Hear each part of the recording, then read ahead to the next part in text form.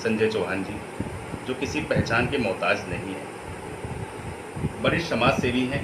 अगर उनको यूँ कहा जाए कि एक पर्यावरण प्रेमी है तो गलत नहीं होगा, क्योंकि कई ऐसे छोटे छोटे मौके आते हैं, हमने उनको देखा है, चाहे वो फैमिली में किसी का जन्म दिवस हो, खुद का जन्म दिवस हो, तीज हो, त्यौहार हो, कोई भी चीज़ हो, वो पर्यावरण के प्रति अपने प्रेम को दिखाने से नहीं चूकते।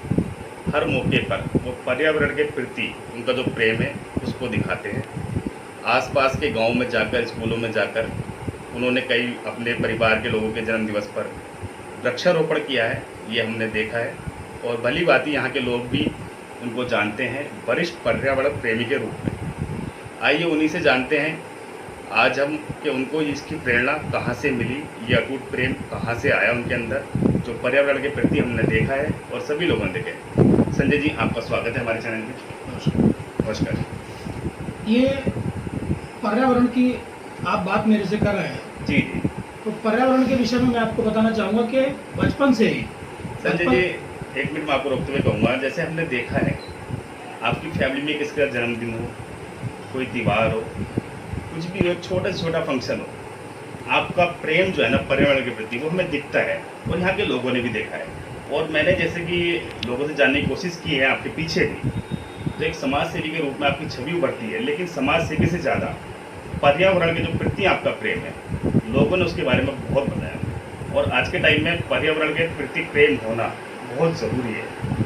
इसी के बारे में जानेंगे कि आपको ये कहाँ से प्रेरणा मिली, कैसे मिली। ये बात है सन 90 जी सन 90 में जब मैं 6th क्लास में पढ़ता था। जी। तो 6th क्लास में जब मैं पढ़ता था तो हम एक बार जंगल गए, मेरे भाई भी यहाँ पे आए हुए थे। तो हम जंगल गए, जंगल घूमने गए, हमारे पिताजी भी जंगल में थे। तो हमारे मेरे भाई ने एक पेड़ में एक दरांत ले रखा था, जो दरांत होता है खेती का एक उपकरण है, खेती के काम आता है। तो उसने पेड़ में दरांत मारा तो उस पेड़ से जो एक द्रव्य पदार्थ जैसा निकला। तो जब हमने उसके विषय में पूछा, हमारे पापा जी, हमारे पिताजी हमारे साथ थे, हमने पूछा कि ये इसमें से क्या निकल रहा है, हमें एक जिज्ञासा हुई जानने की। तो उन्होंने कहा कि पेड़ हैं, इनमें भी आत्मा होती है, इनमें भी जीवात्मा होती है, और ये रो रहे हैं, अगर इनको काटेंगे तो इनको दर्द होगा, ये रोएंगे। तो मुझे लगा कि जब उनके अंदर एक जीवात्मा होती है तो उसी समय से हमने ये प्रण किया और मन में एक जिज्ञासा भी उत्पन्न हुई कि क्यों ना हम प्रकृति के प्रति, हम इस प्रकृति को हम प्रेम करें। और तभी से जब मैं गांव में अंदर रहता था, अब तो मैं यहाँ रहता हूँ जंगल में, मैंने अपना घर बनाया है तो बहुत अच्छा मैंने गार्डन मेंटेन किया है। तो तब मैं गमले लेकर के आया। जब मैं पढ़ता था तो साइकिल भी नहीं होती थी उस समय हमारे पास। तो हमने जहाँ भी हमें पता लगा कि हिरणपुरा में मिट्टी के गमले बनते थे, किवाड़ में बनते थे, हम किवाड़ पढ़ने जाते थे 6th क्लास में, तो मिट्टी के गमलों में ला करके हमने पेड़ पौधे लगाए। और जो भी कहीं हम गए तो हमने देखा कि जो भी पौधे हमें अच्छे लगते थे, कहीं हम गए तो हमने उनसे कहा कि इसकी कलम चल सकती है, वो टहना हमने ली। तो हमें ये प्रेरणा अपने पिताजी से मिली और उस प्रेरणा को लेकर के हम आज तक ये पर्यावरण के प्रति, क्योंकि हमें अगर अपना अच्छा जीवन चाहिए और अगर सांसें चाहिए तो हमें प्रकृति से प्रेम करना ही पड़ेगा। तो हमें अपने पिताजी से प्रेरणा मिली। आपको ये आपके पिताजी से प्रेरणा मिली। संजय जी, जैसे आपने बताया कि पर्यावरण के प्रति जो आपका प्रेम है उसकी प्रेरणा आपको आपके पापा जी से मिली। लेकिन अगर हम यहाँ भारत की बात करें तो यहाँ भारत में प्रदूषण का स्तर दिन पर दिन बढ़ता जा रहा है। इसकी रोकथाम के लिए आप क्या कहना चाहेंगे? इसकी रोकथाम के लिए, इसके जो प्रदूषण के बढ़ने का सबसे बड़ा कारण है वो शहरीकरण है। जब से ये शहरीकरण हुआ है तब से हम देख रहे हैं कि हरियाली का धीरे धीरे जैसे शहरीकरण हुआ है तो खेत खलिहान कटे हैं और तभी कॉलोनियाँ बसी हैं। तो लोगों का हमें देखने में आ रहा है कि हम देख रहे हैं कि मैं आपकी बात को रोकता हुआ कहूँगा, जैसे आपने कहा शहरीकरण हुआ, शहरीकरण तो जरूरी है शहरीकरण जरूरी है, मैं ये बात से इनकार नहीं कर सकता। लेकिन शहरीकरण में मैं एक बात कहना चाहूँगा कि हमें लोगों को जागरूक करना पड़ेगा कि जब वो कॉलोनियाँ बनाएं, शहरीकरण करें, नगरीकरण होना जरूरी है, क्योंकि डेवलपमेंट करना है तो करना पड़ेगा। लेकिन उसमें ऐसी हम सड़कें डालें, ऐसे हम पार्क डालें कि जिससे हरियाली के प्रति लोगों को हम जागरूक करें। इसका एक और बड़ा कारण है कि जो ये वाहनों की संख्या बढ़ी है, बहुत वाहन बढ़े हैं, तो इससे कार्बन डाइऑक्साइड का जो स्तर है इन वाहनों से इतना बड़ा है कि जो हमारा पूरा ग्रीन हाउस है उसने उसको पूरा अटैक कर लिया है। और उस पर पूरा अटैक करते हुए हम देख रहे हैं कि कार्बन डाइऑक्साइड की मात्रा बहुत बड़ी है। और जो पौधे हैं, पौधों को अगर हम देखें तो आज हम देखते हैं कि जितने पौधे कट रहे हैं उसके मुकाबले लोग पौधे कम लगा रहे हैं। कम। तो हमें जागरूक करना पड़ेगा। और ये पिछले 2 दशकों में देखा है हमने कि इसका जो एक कारण है, बड़ा कारण, कि जैसे ओडिबिन का भी फॉर्मूला एक लागू किया गया, तो कहीं ना कहीं इस पर दिल्ली के अंदर किया गया, उससे तो प्रदूषण का स्तर कम भी हुआ है। तो कहीं ना कहीं हमें देखना पड़ेगा, इसको सोचना पड़ेगा, चिंताजनक विषय है। तो इसका एक ही, इसकी रोकथाम का आपने पूछा है, तो इसकी रोकथाम का एक ही उपाय है कि इसका लिए हमें वृक्ष लगाने ही पड़ेंगे। और प्रत्येक व्यक्ति को यह संकल्प करना पड़ेगा कि वो अधिक से अधिक वृक्ष लगाए। इसकी एक फैक्ट्री, इसका एक उद्योग जो मात्र है वो पेड़ है। अगर पेड़ अधिक होंगे तो प्रदूषण की रोकथाम होगी और हमें खुशहाल जीवन मिलेगा। संजय, जैसे आपने बताया कि पेड़ जितनी तादाद में कट रहे हैं उतनी तादाद में लग नहीं, पेड़ लग कम रहे हैं, कट ज्यादा रहे जी, इसके लिए क्या करना चाहिए? इसके लिए हमें बहुत बड़े पैमाने पे एक मुहिम चलानी पड़ेगी।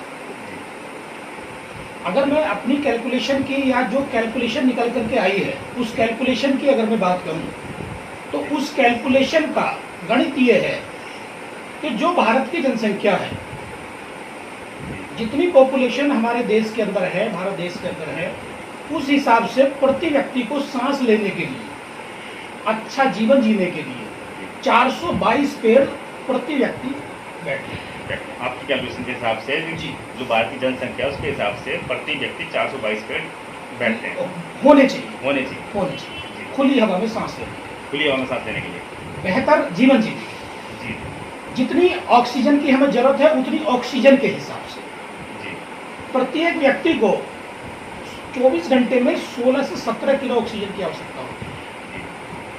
अब अगर हम पेड़ों की बात करें, आवश्यकता तो है 422 की, लेकिन वर्तमान की स्थिति अगर हम देखें तो बहुत भयावह है, बहुत डरावनी है। बहुत डरावनी स्थिति यह है कि मात्र प्रति व्यक्ति 28 पेड़ हैं इस समय। तो अब सोचिए कितना बड़ा अंतर है, कितनी बड़ी खाई है। इसको कैसे पाटा जाएगा, कैसे पाटा? तो इसको पाटने की श्रृंखला में मैंने ये संकल्प लिया है कि कोई भी त्योहार होगा, चाहे वो होली हो, चाहे वो दीपावली हो, चाहे वो स्वतंत्रता दिवस हो, चाहे वो गणतंत्र दिवस हो, कोई भी मेरा पर्व होगा, मैं उस पर्व पे वृक्षारोपण अवश्य करूंगा।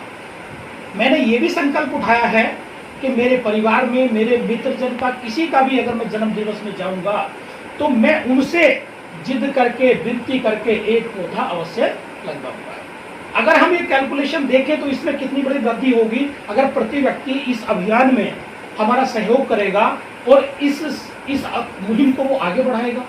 भाई एक व्यक्ति पर 28 पेड़ बैठते हैं, अगर एक व्यक्ति ने अपने हर प्रति एक जन्मदिन पे अगर पौधा लगाया, उसने 20 जन्मदिन अपने, अभी मान लो उसके गुजरे युवा है। आपकी बात हुआ, आपने बताया आपकी कैलकुलेशन के हिसाब से एक बहुत बड़ी खाई जी, मेरी समझ में भी आता है, ठीक, वो बहुत बड़ी खाई, लेकिन आपने संकल्प लिया, आप करते हैं, लेकिन लोगों के लिए आप क्या करें जो लोग प्रेरित हों और इस ओर बढ़ें, इस खाई को कम से कम मिटाने, कम से कम स्तर पर लाएं, जो ये खाई इतनी बड़ी है ये कम हो, उसके लिए क्या है? उसके लिए मेरे पास यही है कि मैंने गांव-गांव जाकर के, मैं जहां भी जाता हूं, इसका एक जो अच्छा फॉर्मूला है, स्कूलों के माध्यम से मैंने शुरुआत की है।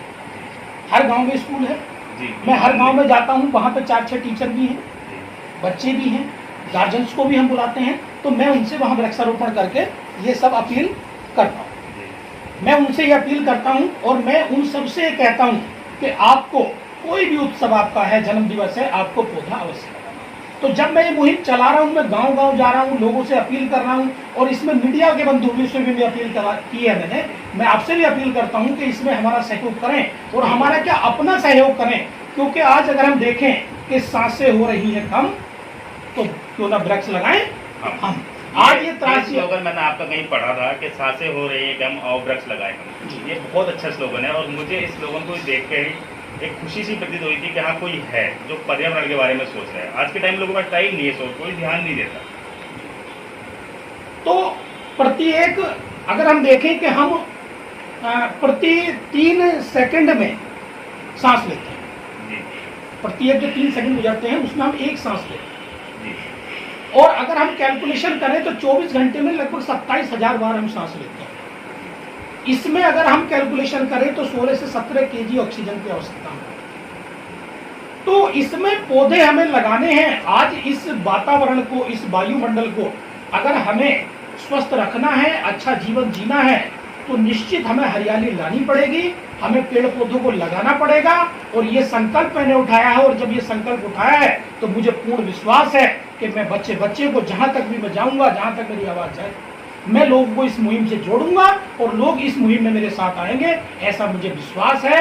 और निश्चित ये जो प्रदूषण, पर्यावरण प्रदूषण की समस्या है, इस समस्या से हम निजात पालेंगे। और आज हमने देखा है, लोगों को कहीं ना कहीं महसूस भी हुआ है कि कोविड जैसी महामारी आई तो ऑक्सीजन के लिए एक त्राहिमाम की स्थिति भारत के अंदर पैदा हुई। तो इसकी केवल एक ही फैक्ट्री है, कहाँ बनती है ऑक्सीजन? भाई ऑक्सीजन तो पेड़ पौधों से, प्राकृतिक तो सबसे अच्छा स्रोत यही है। तो क्यों ना हम वृक्ष लगाएं? हम प्रत्येक जन्मदिवस मनाते हैं, कुछ भी करते हैं, तो हमें पौधे लगाने ही चाहिए, तो हम पौधे लगाएंगे। तो यही मैंने संकल्प उठाया है, इसी संकल्प को लेकर के मैं चल रहा हूं और मैं चलूंगा और लोग मेरे साथ आएंगे। और इस मुहिम में ये भारत, हम सब मिलकर इसको विजय पालेंगे और निश्चित ये पर्यावरण की समस्या खत्म हो जाएगी, ऐसा मुझे आशा और विश्वास है। हम आशा करते हैं आप अपने दृढ़ संकल्प के साथ लगे रहें और पूरी मेहनत से लोगों को जागरूक करते रहें, लोग आपका सहयोग करेंगे। लेकिन आप हमारे माध्यम से जनता से क्या अपील करना चाहेंगे? मैं आपके माध्यम से कहना चाहूँगा कि आपके चैनल के माध्यम से आपने अपना ये समय दिया साक्षात्कार के लिए, तो हम मीडिया बंधुओं का भी आभार प्रकट करते हैं। और आपके चैनल के माध्यम से जितने भी हमारे यूजर्स हैं, जितने भी हमारे सब्सक्राइबर्स हैं, मैं उन सभी से अपील करना चाहूँगा कि वो भी हमारी इस मुहिम से जुड़ें और अधिक से अधिक वृक्ष लगाएं और इस अभियान को सफल बनाएं। आभार आपका है कि आपने हमें टाइम दिया निकाल करके। हमारा कुछ नहीं, हमारा तो काम है आप लोगों से मिलना। आपका बहुत बहुत शुक्रिया, आपने जो टाइम दिया। आपका काम है, ये अलग बात है, लेकिन मीडिया के लोग भी इसमें सहयोग कर रहे हैं और आप सहयोग करते हैं, हम सहयोग करेंगे।